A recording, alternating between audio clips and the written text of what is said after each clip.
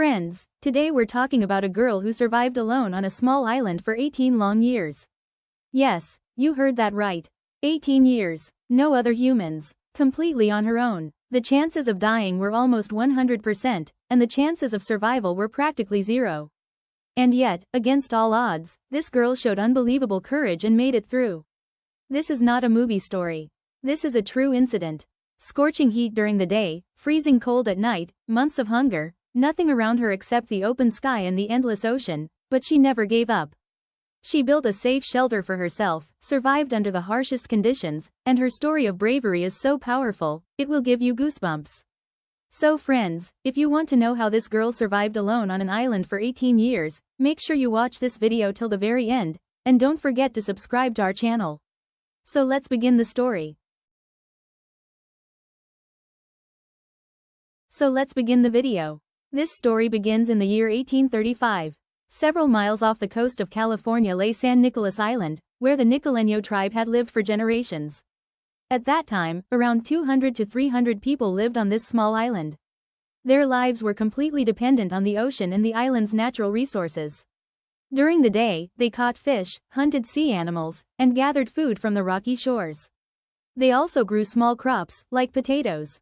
When someone fell sick, they were treated using herbs grown on the island and traditional healing methods. But then, outsiders began attacking the island and its people. During these attacks, some villagers were taken away, some were killed, and others were left behind badly injured. Later, a rescue ship arrived. Its mission was to take the surviving islanders safely to the mainland. Juana Maria, a young woman of about 31 years, was about to board the ship as well. But just then, she noticed that a child, or possibly an injured family member, had not reached the ship. She told the captain she would return shortly and ran back. According to some oral accounts, she jumped off the ship to retrieve her own child or an injured person. Some stories say the child was her son and she went back to bring him to safety. Other accounts suggest the injured person had been wounded during the earlier attack, and she went back to help them. Juana Maria did not return for 10 to 15 minutes. During that time, the weather suddenly turned violent. Dark clouds filled the sky, strong winds began to blow, and massive waves rose in the ocean. The sailors realized that waiting any longer would put the ship and everyone on board in serious danger. For safety reasons, the captain ordered the ship to leave, and it sailed away from San Nicolas Island. Juana Maria never made it back. That brief delay changed her entire life. One moment, she was surrounded by her people, and the next, she was completely alone, vulnerable, and left behind with no one by her side.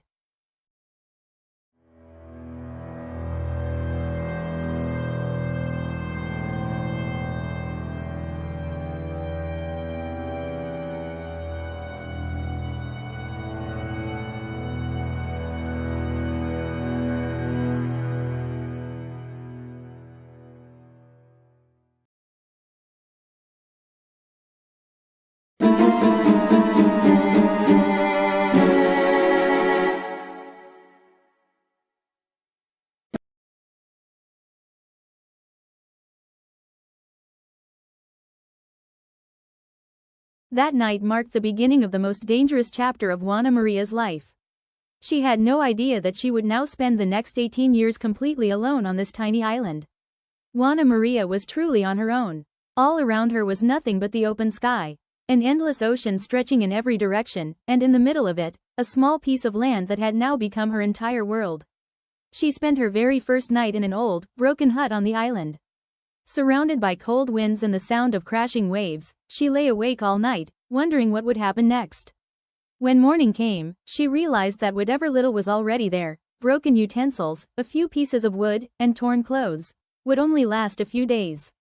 From now on, she would have to do everything on her own. And that was the day her real test began. She used the small containers she had to store whatever water she could save, so she could survive during dry days. Every morning, she went to the seashore in search of food. Sometimes she caught fish trapped in the tides, sometimes she pulled shellfish and clams stuck to the rocks. And when she found nothing at all, she dug up the white roots of small plants growing nearby and ate them. There were times when hunger became so extreme that she was forced to eat insects, frogs, and even birds' eggs. Some days, she had nothing to eat at all, but she never gave up. Her life now revolved around just one goal: to stay alive. Slowly, the old hut began to collapse due to wind and rain. So she started building a new shelter using the dried bones of large fish washed ashore and pieces of driftwood. She planted the bones into the ground to form a frame and covered it with wood, dry grass, and leaves to create a roof. That small shelter, built entirely by her own hands, became her only safe place. To protect herself from the cold, she began making her own clothes. Sometimes she stitched together bird feathers, and other times she dried animal skins to make garments. To tie the clothes together, she dried animal tendons and used them like thread, and crafted needles from thin bones to sew everything by hand. In this way, she learned how to turn whatever nature gave her into survival. Juana Maria also learned how to make fire. She had learned this skill from people who once lived on the island and had taught her how to light it. Over time, she became skilled at it, but it was never easy. Starting a fire required immense effort and strength, so she lit it only when absolutely necessary. Whenever she caught large prey like a seal or a big fish, sometimes she dried the meat in the sun, and other times she cooked it over fire. And once the fire was lit, she never let it go out, because she knew how incredibly difficult it was to start a fire again on such a remote island. As time passed, Juana Maria began to understand the ocean and the changing weather. She learned when the tides would rise and fall, which direction the wind would blow, and when storms were about to form in the sky.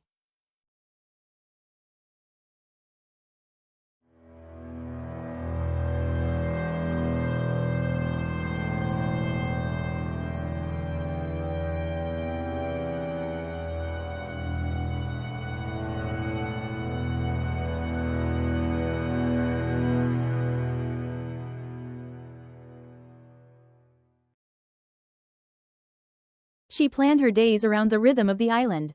Every morning, she would first observe the weather, then head out in search of food. In the afternoon, she repaired her shelter, and in the evening, she sat by the shore watching the waves, finding a little peace for her restless mind. To protect herself from loneliness, she kept her mind busy with work. Every day, she set small goals for herself, and those small victories were what kept her going. Sometimes she would talk to birds. Sometimes she spoke to the ocean waves, as if they were her companions.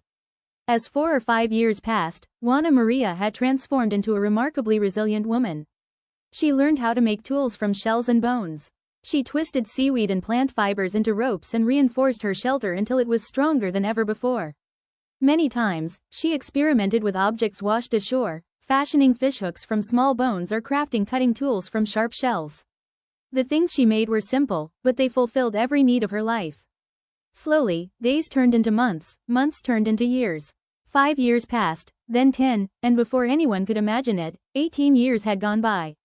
For Juana Maria, the island had become her home. The ocean was her voice, and the sky was her companion. She was no longer afraid. She had accepted nature and learned to understand all its moods. Sometimes she sat by the shore watching the waves, wondering if one day a ship might appear. And when none came, she would quietly smile, as if this place itself had become her small, complete world. In 1853, an American captain named George Nidever set out toward this island with his crew. They had received strange reports that on this deserted island, a mysterious figure had been seen. People spoke of a woman singing near the shore and smoke rising into the sky. At first, no one believed it, but when the crew reached the island, they saw it with their own eyes. A small hut made of sand and stone, walls decorated with shells, and in the center stood a woman, wearing clothes made from bones and bird feathers. It was Juana Maria, now almost completely unfamiliar with human presence. Her hair was long and tangled, yet there was a gentle smile on her face. When she saw the people, she was frightened at first. Then she looked up toward the sky and began speaking in an unfamiliar language. She was speaking her old Nicoleño language, a language no one else could understand anymore. George Nidever's team slowly guided her toward their ship. They noticed how calm and gentle she was. When they offered her fruit and meat, she smiled and began humming a strange, soft tune, perhaps an expression of happiness, or maybe relief.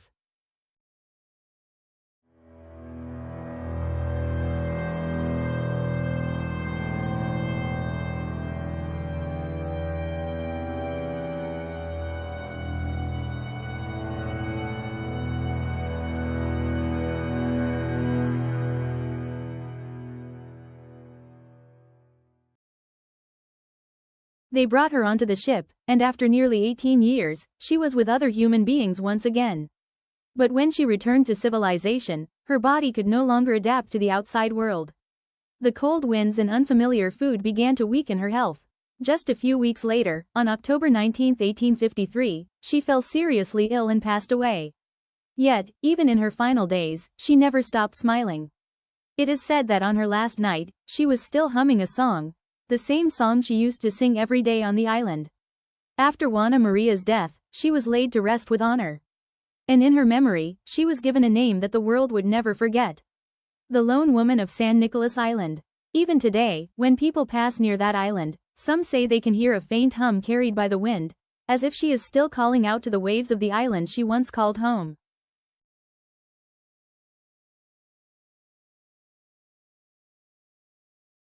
Thank you, friends, for watching this video till the very end. If you enjoyed this story, please share it with your friends and don't forget to subscribe to the channel. We'll meet again soon with more fascinating and true stories. Until then, goodbye, and thank you.